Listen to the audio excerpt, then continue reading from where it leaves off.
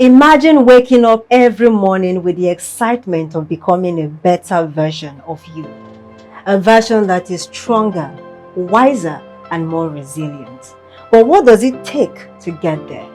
In the words of Nelson Mandela, the greatest glory in living is not in never falling, but in rising every time that we fall. Hello and welcome to another beautiful and exciting episode of Reflections with your host, Cynthia. Today we'll be talking embracing growth, and then we'll explore the art of growing and everything that comes with failing and getting up every time that you fall. I'm being joined in the studio today with a very fresh guy. A very fresh guy. Shoba Joe Abimbola. I know if I didn't get that correctly, he's going to hold my throat right now in this very moment. He is a media practitioner and a professional photographer and videographer.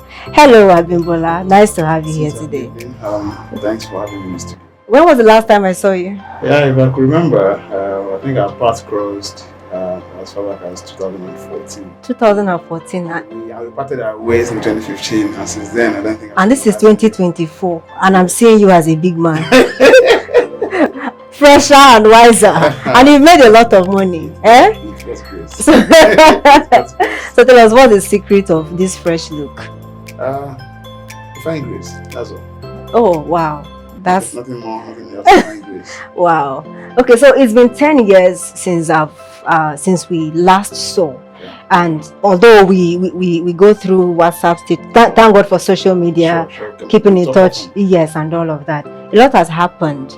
And I think one of the things that I find really amazing about you and your journey so far is the strength that you push your business with. You are so particular and passionate about your business. Fab Media, right? I got that correctly. You should clap for me now. So now, tell us about Fab Media. How did it start? Yeah, the journey has been going on for a quite long time. Okay. I can say it's what I made home. My dad happened to be a professional cinematographer. Oh, okay. He handled camera, work with Ogun State and sort of information retired. And along the line, my immediate elder brother, had pick up interest in photography and lent it. And so the family something. During the days of analog camera. So we keep growing up from there. And immediately I gain admission in school. My experience while home, I pick up a camera in school, start with my friends free of charge. I go to lab, print it, give it to them. So that is where the interest comes from. So yeah, I can say the family business. So now, from where you started from, you've come to this point that you are now. What does growth over the years mean to you? Growth over the years means you following the new trend, growing with the new development of whatsoever you choose interest in doing. Just like I said, when I started photography, it was in the days of analog camera where you buy Fuji film, put it in the camera in a dark room so that you're not exposed to sunlight reaction. We print, we develop a film first. Develop a film first and then take it to lab. Then we print it to the biggest size. Then I think it's 5x7. I'm right. So development is when you grow alongside with what you're doing. We started there in the days of analog. Now we have digital cameras where we don't need film anymore. Instead of film, we make a memory card and we snap our camera. Then we are very mindful of shots that we take so that we don't waste films. But now you can take a particular person for 10 times, and at the point of editing, you pick the best of the best and you let go of the rest.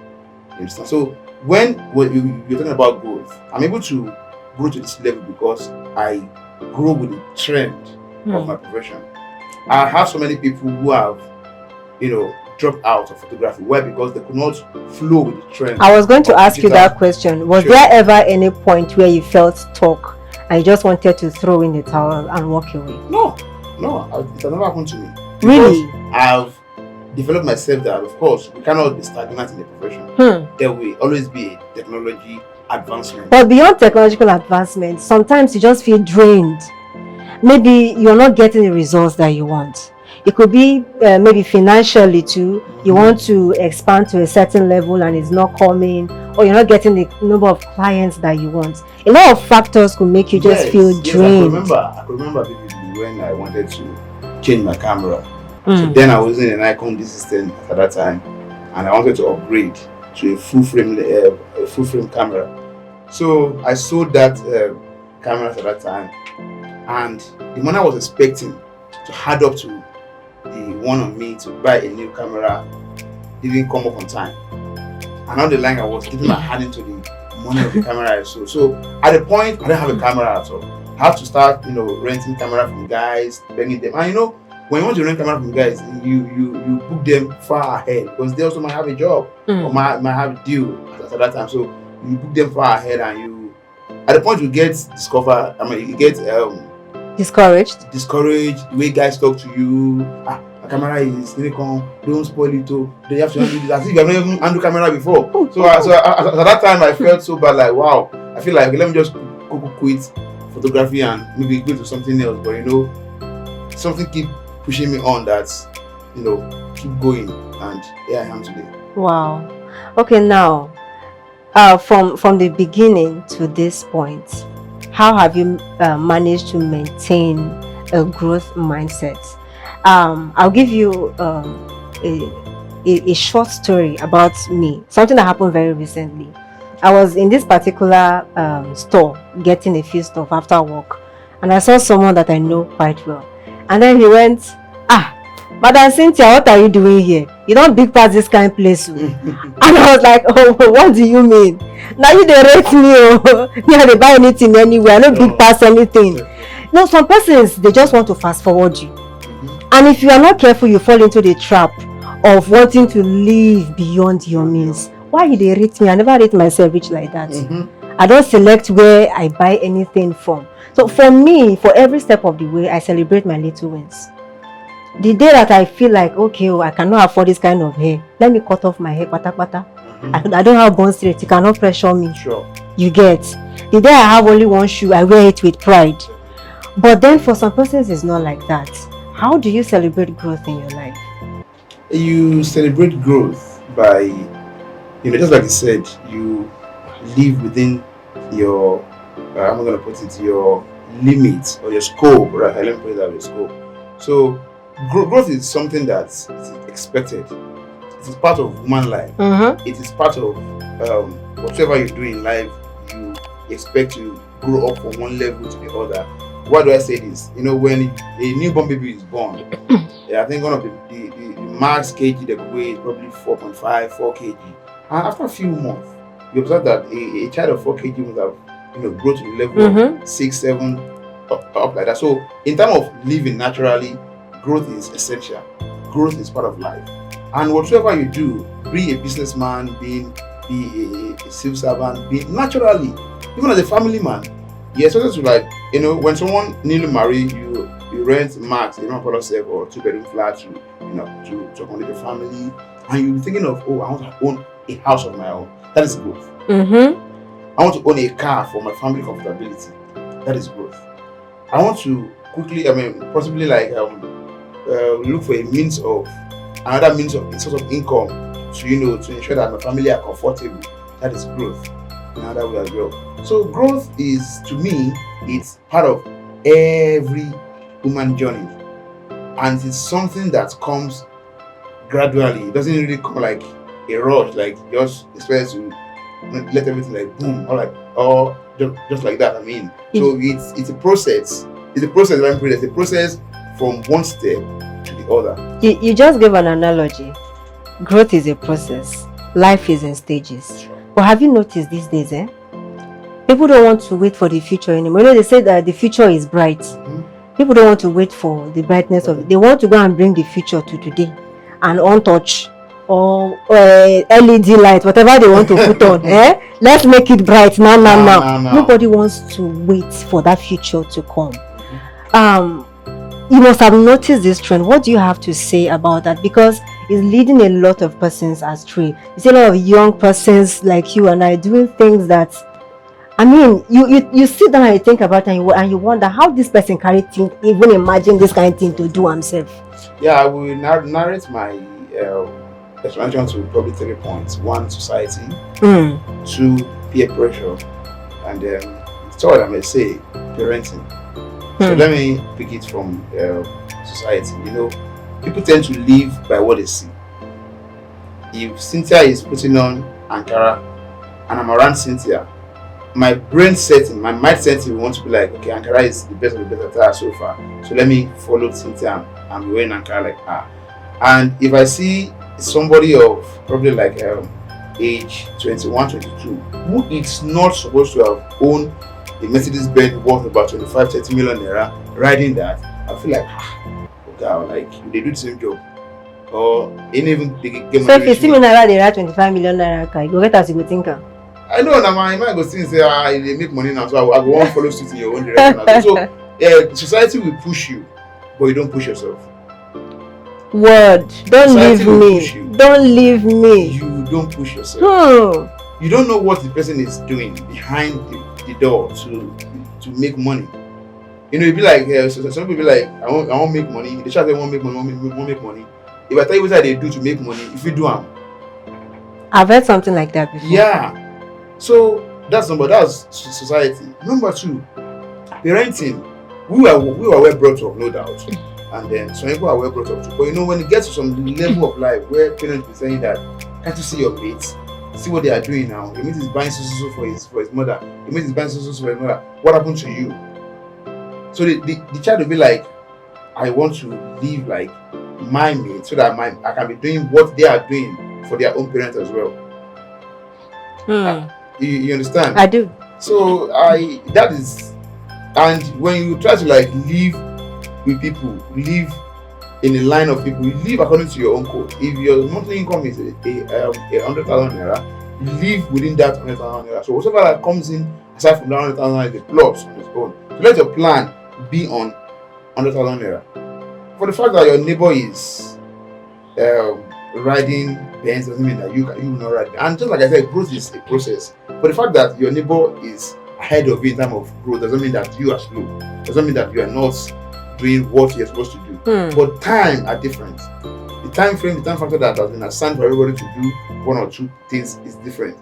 We might be of the same age, born of two different mothers on the same day, but our height will not be the same. Of course. Take it or leave it. Our body fat will not be the same. So that is growth. God has assigned you to do something at the age of 10. God has assigned me to do something at the age of 12. So it is my own duty to accept the fact that we have two different time frames to operate. And we are operating on different platforms. So if I'm comparing my own growth with your growth, then it's as if I'm putting myself on a track of railway. Okay, let's talk about you again. Where do you see yourself 5 to 10 years from now? Yeah, 5 to 10 years. I mean, where do you see yourself and Fab Media, for example, as a business person that you are? 5 to 10 years from now, of course, I don't expect to go back. Growth is all I want. So I expect myself to, to associate myself more with clients that can connect. Because something about business is when I'm dealing with a client and I give you what you want satisfactorily, I expect that job I did for you to connect me to somebody through you. But if that never happened, would that make any difference? No, it shouldn't make any difference. Just like I said earlier, we have different times of running things. So if that doesn't happen, that doesn't mean that it's the end of the world. As far as I'm still living, I have breath within me, then I believe I will go places. So in the next 10 years this time, I believe my business will go far, far more than this. And amen. Extremely strong growth as far as my business is concerned. Amen. So at what point now we're going to talk about this pressure that people are putting themselves into? On Instagram, on Facebook, it's as if it's a war to outdo one another. The question I will put back to you is that can it stop? It can't. As far as social media is still in existence and you cannot take it away. So people are meant to live fake life. They don't have the money, they don't have the resources, they don't have those things, but they try to probably borrow from friends so that they can show off. There is one thing I learned, one language I learned then I think when I was 7. people to say borrow post. So you borrow to post. And these are people that when if you see them on the street normally, you'll be like, this is the guy I saw in the bench yesterday, so you don't even get there. So people will do things to pressurize you, to put you on toes. So if you're now looking at those lifestyles and want to put yourself on toes on your own, oh yeah, is your case. Oh, you're a very big one. Because when you run a race that you cannot finish, at the end of the day, you run off the track. And when you run off the track, to get back to the track again, you have to go back to the drawing board. Starting from the beginning. So, and I tend to believe that people don't really believe in slow and steady anymore. Just like they said, they want to bring the future to the present and lighten it up with halogen light and blow it off. So people don't really believe in slow and steady. Fine, it's good to progress, no doubt. When someone is stagnant, someone needs to check it ourselves that why is this happening to me? But at the same time, doesn't mean that you should, put all your life on you want to get rich quick, get rich. Fine, it's good to have money, no doubt. I'm not disputing that money is good. But when you try to fast track it backfire. From your own experience as a business person, what would you say to someone out there who is struggling to get up after a failed experience? I said it earlier when I started this program that we're talking about growth, that growth is part of life. And how is so sure that failure is not part of life? Failure is part of life. Things cannot just be going smoothly. But some persons don't take it lightly. Except if you understand. Except you need to understand that first. That failure is part of life. It shouldn't just be too much. The road cannot just be smooth. How much is too much? Like when it's overshadow the success. When it's too much beyond the success. But when it can't become too much, now you can't do. You go trace them to family people. Some are not the family people. Just like I'm saying, failure is part of life. One thing you need to understand about life is that failure is part of life. As a businessman, there's some job I bid for. Probably I want to shoot a burial, a wedding shoot and all. I submit my quotation and I keep contacting my contact person or the direct client. Gaf, I never heard from you. Before you know it, I'm sorry, we have family meeting and this one bring one that. Some people will tell you that somebody is doing it for me free of charge, which doesn't even possible. And one of my cousins, auntie is doing it for me free of charge, and I'll just accept my foot and move on. Is that not failure? So if an answer okay because I failed, the client didn't give me a job. This one fuck me up, this one fuck me up. So what will I do? Let me go and do sniper. Let me go and what will happen to my kids now? Those kids will grow up and be cussing me that this man you do us bad because somebody didn't give you a job. So it takes someone to understand that failure is part of life. In the business you do, in people, I just tend to surprise when I read stories of students who commit suicide because they failed why or because they failed one course or the other. So why? One thing is that we need to get a strong heart first.